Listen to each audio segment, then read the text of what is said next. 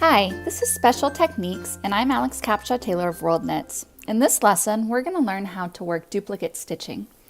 Duplicate stitching is a technique that allows you to embroider on top of your knitting so that it actually looks like a knit stitch. This is great for adding a motif to avoid working intarsia. You can also use this technique if you're doing color work and you forgot to change a color. It'll save you from having to rip your work back. So what you'll need is a darning needle. You'll need your contrasting color yarn and then your project. So go ahead and thread your contrasting color yarn onto your darning needle.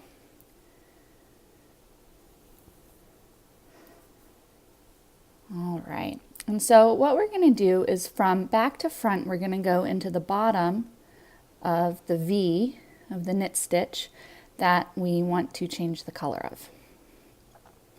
So I'm going again from back to front, and I'm going to pull my yarn through and leave about a 6-inch tail so that I can weave that in later. And now in the stitch above the stitch that we're trying to change the color, so this is the stitch we're going to change, we're going to go under the 2 legs of the stitch above.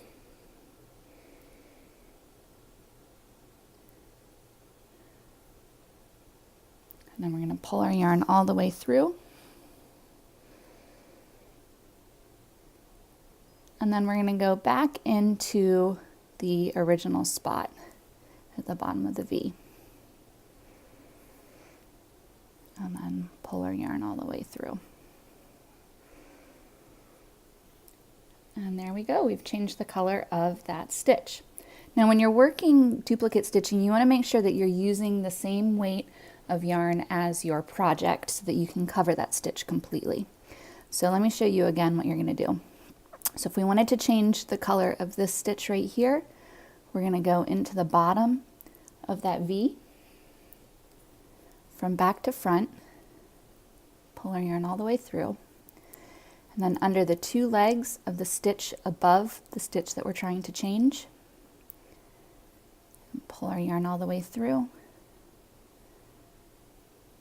and then back into the bottom of that V.